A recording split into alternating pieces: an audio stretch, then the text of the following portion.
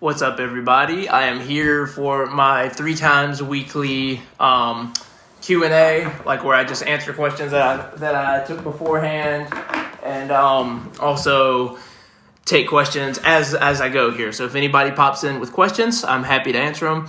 I had 2 questions beforehand here, and I have tagged you guys who asked them. So I'm going to go ahead and answer these 2. So let's see here. So Zach says, oh, Megan, what's up? You know what? I'll go ahead and answer yours first since you're here.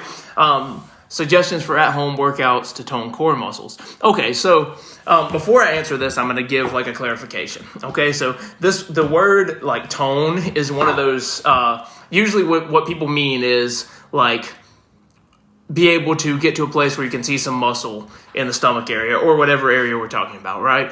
And the thing is, toning simply means that you have built a little bit of muscle and that you're at a low enough body fat percentage to see it. Okay? That's what it means. You've built muscle, you have a low enough body fat percentage to see it. So when people advertise programs and stuff like that about toning, really, like, unless they're focused on a proper calorie deficit and the right exercises that are going to build that muscle, it's not like it's something you don't want to spend your money on, basically. But that being said, toning is a real thing. It just means you're doing those 2 things.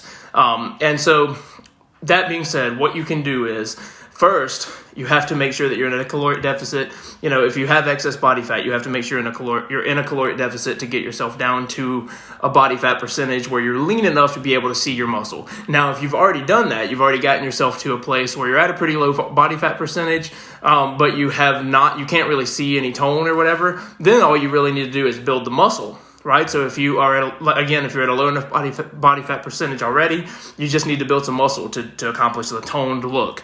In that situation, that's when your question comes into play, and you do need to focus on the right exercises. So at home, like, it would be a totally different set, not totally, but some of the exercises would be very different if you were saying like going to the gym, but you're asking about at home exercises for the core. So some of my favorites are any kind of leg raise. So if you have something sturdy to hang from, and you can start with like bringing your knees up to your chest, and then over time straighten out your legs. That's a progression of it. If you don't have anything sturdy to hang from, you can get one of those pull-up bars or whatever that you just hold yourself up in the doorway, or you can do the lying down version. At some point, you're going to get to a place where you progress too far, and that's too easy and isn't going to really do a whole lot more, but to begin with, it'll help a lot. So any version of a leg raise, really good. For the obliques on the side here, I like the ab bikes where you're bringing your elbow to the opposing knee. All right, so that's like a really good one for the obliques.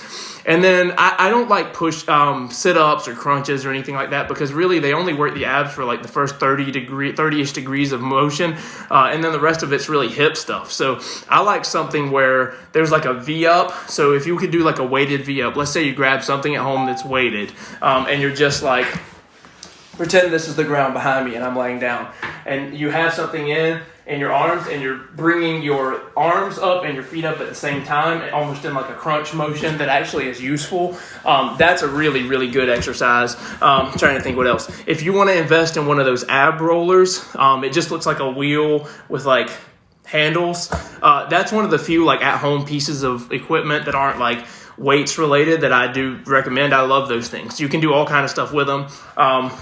And they're really good, like, you can just go do the straight out and in, and when you get to a point where that's too easy, you can add the oblique work in too and go side to side. That's how I like to do them. And then planks. I mean, planks are a good trusted core exercise, and just work on holding them longer and longer. Work on adding something. Have a kid sit on your back, or put something heavy, or put a backpack on with heavy stuff in it. Whatever.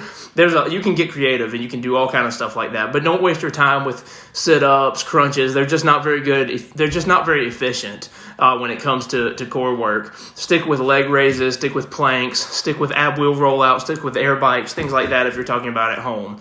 Okay, so let me know if that answers your question, if you have some other exercises that you were wondering about. But those are the ones off the cuff that I would throw out. Let's see here. Zach says, what are the must-haves for home gyms? Oh, so that's a good question. So like, I'm going to take a sip of water here. must for at-home gyms, the absolute must, like you can't do without it, 4 things. It's a barbell, right? And I'm talking barbell training, obviously. So if you're talking about dumbbells or something, you could just get away with dumbbells. But I'm talking about if you want to work with barbells, a home gym, you need a barbell, you need weights that fit the barbell. I prefer an Olympic barbell and weight plates, and I don't care how fancy the weights are, but you need a barbell, you need weights, you need a bench, and you need a rack, some kind of rack, whether it's the big 4-post rack that has safeties, whether it's squat stands, you need something that you can, unrack out of and set it back down into kind of thing. So those are the 4 you absolutely have to have. With a rack, I'll go into a little bit more detail on each. With the rack, I prefer the 4-poster one with safeties and a pull-up bar, because that's kind of the total package that you need right there when it comes to a rack. If you can find that, that's the ideal setup. A bar, I'm not picky. You'll have people tell you to get a really nice, expensive bars. I'm not too big on that. The bars I've always bought are just cheap bars, and because I'm not at 1,000 pounds on anything yet, so I'm not too worried about the bar bending, things like that. So I would just say get a barbell and get the plates that fit the barbell. It doesn't matter if they're fancy plates or whatever. They're just kind of on the bar and they provide weight. You know what I mean? If you prefer bumper plates or whatever, if you're not going to have anything to set it down on except your floor, you might want to get the rubber coated one so it's a little less impact, just damaging. But those are the first 3. And then the bench. One thing I would say, you want a bench, obviously, that could go flat so that you can bench press. You can't bench press without a bench. You could floor press, but that's a different exercise, not as beneficial exercise in my opinion. So you want a bench, all right? So if you get that bench, a few things to look out for. Number 1, I prefer a bench that can at least incline, because at some point I like to add incline bench press rather than just flat. But if you don't care about that, just the flat. The biggest thing to look out for on the weights or on the bench, is the weight capacity. Okay, so sometimes you'll go to whatever your local sporting goods store is, and you'll see, they have a bench for $100, whatever. And you're like, great, this is a steal. I've seen them online for $500, whatever. But then you look at the weight capacity, and let's say the weight capacity of the bench is, sometimes it'll be 200 pounds, 300 pounds.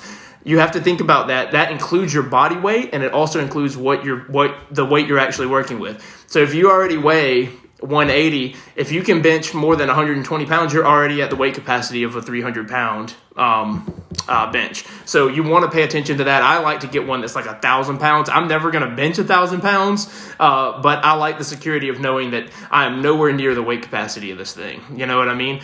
So yeah, that's what I'd recommend for the home gym. A few additional things. If you get those 4 and have some extra money, something to deadlift on, whether it's a deadlift platform, whether it's just I've used horse stall mats in home gyms before, literally 4 horse stalls. They're cheaper. They're not labeled gym mats, so they're cheaper, and you can just put them on the ground and deadlift off of those. They're not fancy. They don't look great. They just look like horse stall mats, but they protect the floor. And then collars, or clips or whatever for the bar. That's really helpful. You don't need them when you bench. As a matter of fact, I recommend if you're benching alone, you don't put them on there in case you need to dump the weight because you get trapped under it or whatever. But you don't want to, for squats, for deadlifts, it's just kind of really inefficient and clunky when the weights are clanging around. You're trying to make sure to keep it balanced. There's one more thing to think about, and you don't want to have to be thinking about anything except your form and getting that weight where you want it. So the clips on the side are really good. And then squat shoes or lifting shoes are really good. A belt's really good.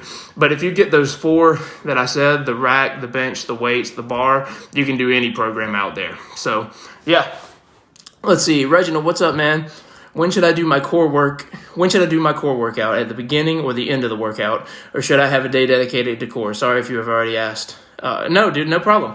I would say core workout, I would certainly not put it at the beginning. I would put it at the end of the workout because you want to prioritize the compound lifts, the main lifts. And so, you want to put that first. So let's just say your workout today is, I think you do a body part split, right? So let's say your workout is something like squats, leg press, lunges, or whatever, that's your workout for the day, and then like you're wondering where to put core work in there, definitely the end. You don't want to prioritize it before. You don't want to do anything to sap energy from your main lifts that are giving you the main benefit.